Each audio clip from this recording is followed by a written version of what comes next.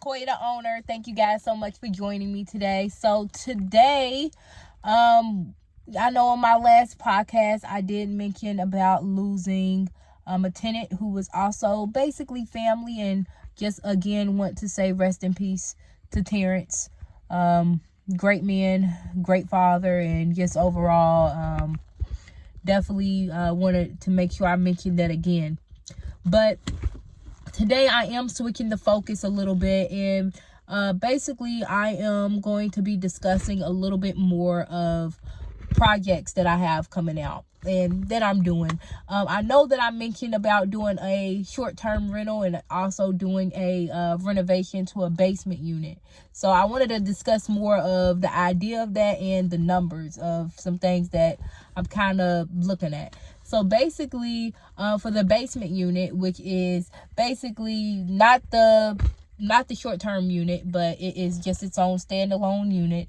The goal is I have a tenant that is on the upstairs. It's basically a house format. It's a upstairs and then it's the basement. It looks like a house, but it's two separate units. The tenant has discussed with me that they are very interested in renting out that bottom unit for a family member. So I'm very excited to do that, and I'm like, hey, that's even better.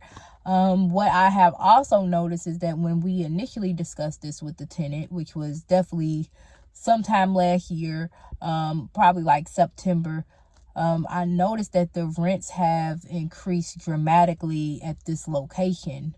And I'm very shocked about that. So my thing that I'm thinking about is I'm not planning to fully do the full amount of rent for this basement unit, which is around $932. I'm thinking about doing $800. I had initially told the tenant $700, and it was going to be $60 for the water fee. I'm thinking about doing $800 total to include water. And one thing that I am also starting up is Hayes Home Solutions. So my husband and I, as you know, if you have watched my previous videos, we do security installations, and pretty much we are going to be looking into doing something similar for other landlords that we provide for our properties. I'm gonna get more into it, but not gonna focus on that too much right now, but did just want to throw that out there that is something that we're going to be doing. But the main focus is this basement unit, and then I'm going to transition into talking a little bit about the short-term rental and what I'm thinking about it. So first, with this basement unit, so we just got the flooring done. First, me and my husband was going to do the flooring ourselves, and I cut it to a video of us shopping. They gotta say just leveling. Yeah, I don't think it's. Oh, this is. It says concrete leveler right there. That backwards. Oh, but that's $30. So. But is it more in the bag? These are 50-pound bags. Okay, those are 52. Okay, that's fine. That's it. All right, guys. So I'm sure you saw that video. So this basement unit, right? So it's basically a studio unit. We had got a conventional home ready rehab loan, and I might be saying that a little wrong. It might not be home ready, it might be home style. I can't exactly remember, but it's similar to the FHA 203K renovation loan. And if you guys are wanting more information about FHA 203K or the conventional home style or home ready renovation loan, please be sure to comment and let me know, because I have did a FHA 203K before, and I also did a video to it, and I'll post that somewhere in here. But I'm so excited to also talk about the conventional home style that I did as well. So with that loan that we did, we had got mini splits, so to separate the utilities. So right now the basement unit has its own separate meter and is connected to the mini split. The upstairs unit in the home also has its own mini split HVAC system, and in the back unit, which is where we live at, because there's a separate house that's like a carriage house style, that is also a mini split system. So and we live there because we house hack. If you all watch my channel, I love house hacking. But anyways, to get more into it, so for this basement unit, we have already done the flooring. We do still have to get some other things done, such as painting, doing the kitchen area, bathroom area. What we're going to end up doing with the bathroom in the shower area is let me think of how I could put it, but basically what we're going to do is comes in pieces.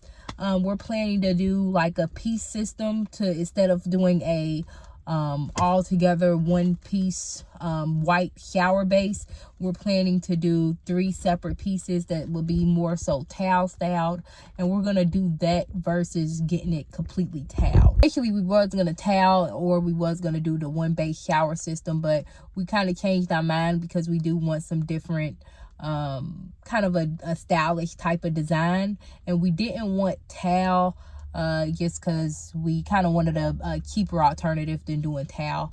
So there will be some toweling on the bottom flooring of it, but for the base of the, not the base, but for the shower surrounding it, we're just gonna have a 3-piece towel system on the surround, and it's a stand-up shower. And the bathroom area, probably gonna add some cabinetry, and as well as you know, a nicer mirror, a nicer vanity. And yeah, that's pretty much it for the bathroom.